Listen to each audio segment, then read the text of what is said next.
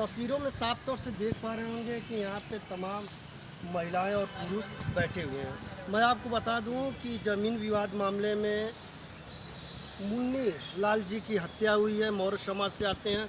सबसे खास बात यह है कि जिस जगह पे मैं आपको दिखा रहा हूँ, जहाँ पे लोग धरना प्रदर्शन कर रहे हैं, प्रधानमंत्री का संसदीय क्षेत्र है बनारस। जमीन मामले में हत्या न हो, इसके लिए योगी जी का सख्त आदेश है। जब से देवरिया में 5 लोगों की हत्या हुई है जमीन मामले में, तब से योगी जी के सूबे के मुखिया का फरमान है कि किसी भी तरह से अगर ज़मीन विवाद होगा तो सबसे पहले अफसर नापे जाएंगे। लेकिन यहाँ पे ज़मीन विवाद भी हो चुका है, हत्या भी हो चुकी है, और सबसे खास बात यह है, बड़ी बात, कि 2 हफ्ते बीत जाने के बावजूद भी अभी तक उचित कार्रवाई नहीं किया गया है। यहाँ पे तमाम लोग बैठ के जो है कि न्याय की गुहार लगा रहे हैं। तस्वीरों में आप साफ तौर से देख पा रहे होंगे कि शास्त्री घाट पर लिखा हुआ अनिश्चितकालीन धरना प्रदर्शन। हत्यारों को फांसी दो, 50 लाख का आर्थिक सहयोग दो और साथ में एक आर्म लाइसेंस दो।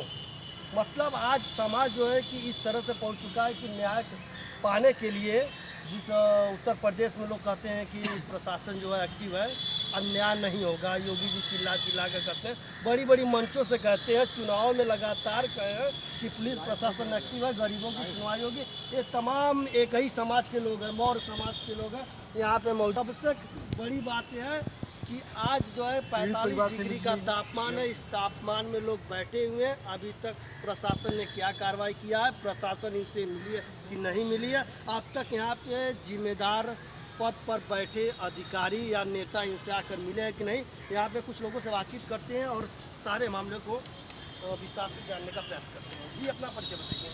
भारती मौर्य, राष्ट्रीय अध्यक्ष मंडल भारतीय राष्ट्रीय। जी, अभी आपके समाज के मुन्नी लाल जी हैं, उनका हत्या हुआ, क्या मामला था? बेहद निंदनीय घटना है और दबंग और बदमाश परिवार जो जिसके खिलाफ कई सारे FIR दर्ज भी है और क्रिमिनल हिस्ट्री भी है। उसने ज़बरदस्ती मतलब इनकी ज़मीन पे कब्जा करना चाहा, बना बनाए मकान को, हाँ, बने बनाए मकान को तोड़ करके कब्जा करना चाहा। मैं देख कर गया वहाँ पे और इन लोगों ने विरोध जताया कि भाई मेरी ज़मीन है, मेरी रजिस्ट्री ज़मीन है, हमारे कब्जे में है, तो इस पर क्यों? तो उसने बाहर से गुंडे बुलाकर 10, 12, 15 लोगों के साथ आक्रमण कर दिए। कुछ के मुंह बंधे हुए थे और कुछ के मुंह खुले हुए थे। तो कौन आरोपी कौन है? आरोपी दुबे परिवार का जो 2 बंदे मेन हैं, एक राजा राम दुबे नाम है उसका और दूसरा गोविंदा। तो विवाद की स्थिति कहाँ बनी और किसकी मौत हुई, कौन कौन घायल हुआ? परिवार के सारे लोग घायल हैं, महिलाएं भी घायल थी बुरी तरीके से। अच्छा, महिलाओं को भी पीटा अरे गया? बुरी तरीके से यहाँ बैठे हैं, आप इंटरव्यू लीजिए, बताएंगे वो सारी चीज़ें आपको क्या क्या हुआ। और पिताजी को तो इतनी बुरी तरीके से मारा भाई साहब, उनका बैक साइड का पीठ देखोगे ना तो रोना आ जाएगा। मैं तो कल देख करके बहुत परेशान हूँ, ये अभी तक मुझे पता तक नहीं। इसमें हत्या भी हुई है? हत्या पिताजी की तो हत्या मार मार के कर दी, उसी समय वो मर गए थे, बस अस्पताल उनको ले जाना था खाली ट्रीटमेंट के लिए। अच्छा, जमीन विवाद में हत्या हुई है। हाँ, जमीन प्रशासन ने क्या किया? प्रशासन आँख मिचौली का खेल खेल रहा है, जो खेलता आया है। मुकदमा दर्ज हुआ है, इनके खिलाफ भी मुकदमा दर्ज हो गया, 307 उसके खिलाफ भी और इनके खिलाफ भी।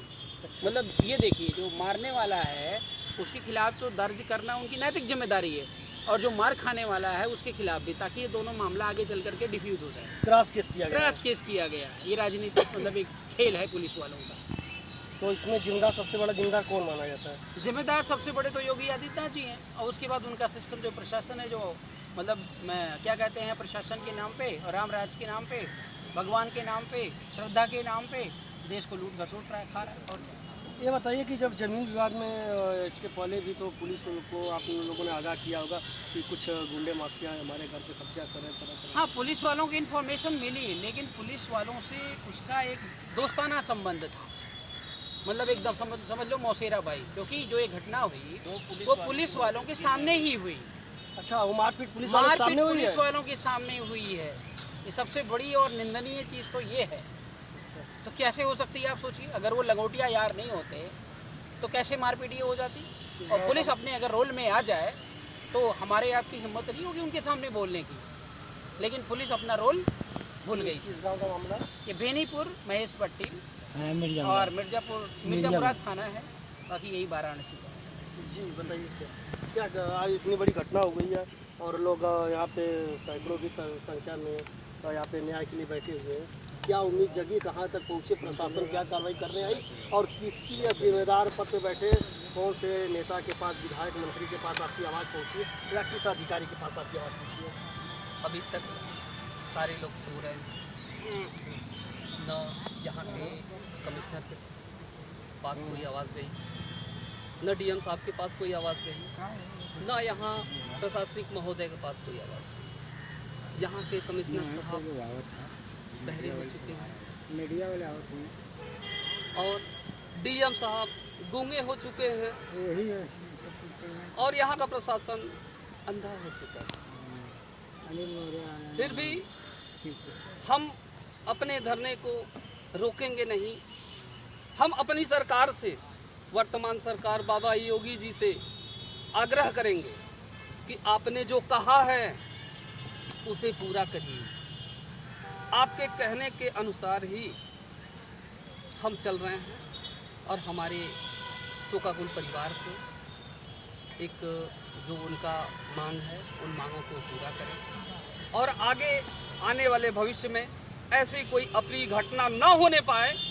ऐसे दबंगों को ऐसी सज़ा दें ताकि उनको याद रहे कोई जुर्म करने से पहले कि हम ऐसा करेंगे तो मेरे साथ ऐसा हो जाएगा, या यहाँ की प्रशासन या यहाँ का सरकार हमारे साथ ऐसा करेगी। एक भय पैदा हो ताकि कोई ऐसा फिर दुस्साहस न करने पाए। केशव देव मौर्य, डिप्टी सीएम केशव प्रसाद मौर्य, स्वामी प्रसाद मौर्य आपके समाज से आते हैं, उन लोगों की आंखें खुली हैं, आपने वहाँ तक अपनी आवाज़ को नहीं पहुँची। ये सारे बड़े नेता केशव मौर्य, केशव देव मौर्य, स्वामी प्रसाद मौर्य, ये अपने आंख में मिर्ची डाल के बैठे हुए हैं।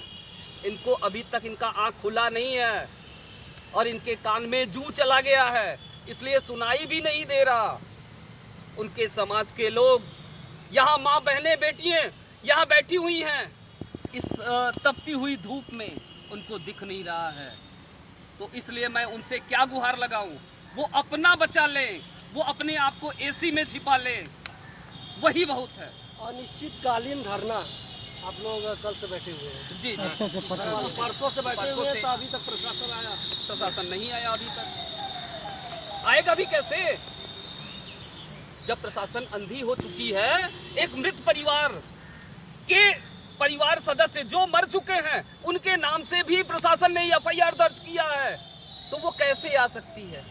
किस मुद्दे पे आएगी, किस बेस पे आएगी? तो आप लोग पुलिस पर भी, प्रशासन पे आरोप लगा रहे हैं? पूरा आरोप लगा रहे हैं, पूरा आरोप लगा रहे हैं। भाई वो पेपर कहाँ है? एफआईआर की कॉपी दीजिए। मृत परिवार के